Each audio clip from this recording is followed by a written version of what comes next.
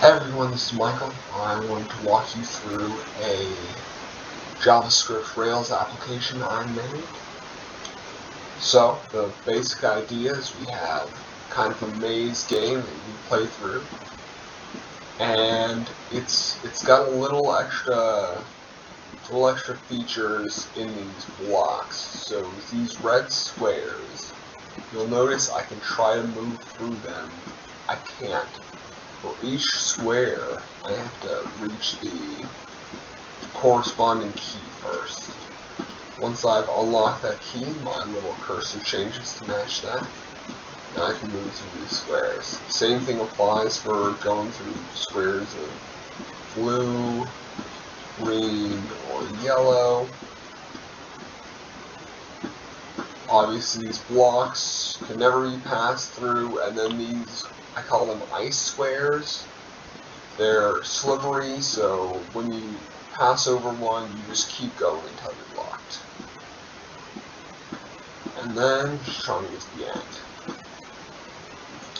So in addition to that basic setup, I implemented some pathfinding algorithms here. So I'm just going to run, this is just a normal Dijkstra's algorithm, and you'll see it kind of animate on the board. And then, so the extra kind of twist on this over a normal Dijkstra's search and a normal maze is that we have these keys, right? And unlocking a key essentially changes the state of the maze you're going through. So usually when you're doing a pathfinding algorithm, you say, I've gone to point A.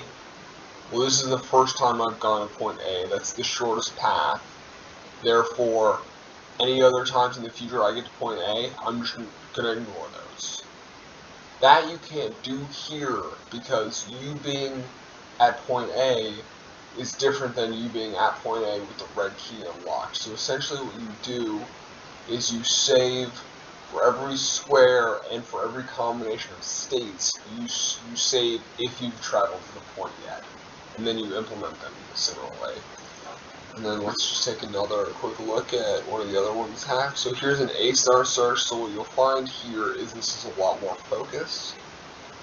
Now it does have issues because it doesn't know at first that we really needed that red key to solve this maze. And you'll see it kind of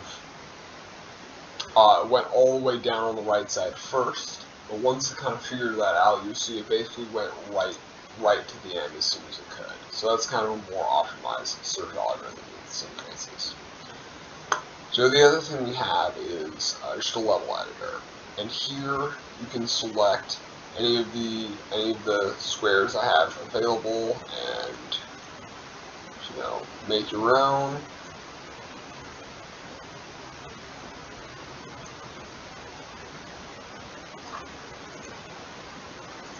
Let's do finish. Let's do start. We'll just reset this, and let's see how the A* search does again.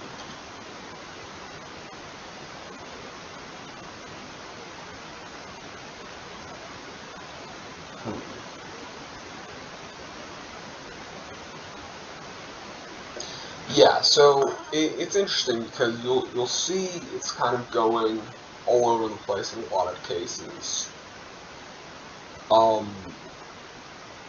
Normally you're assuming going in the right direction is more likely to get you to the finish than going in the wrong direction, right? Going towards your end.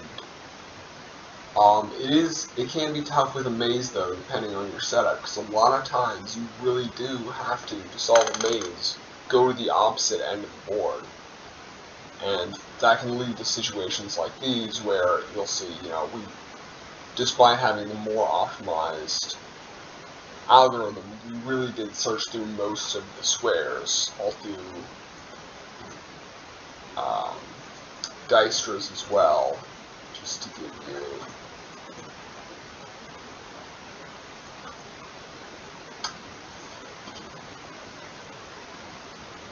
look at that.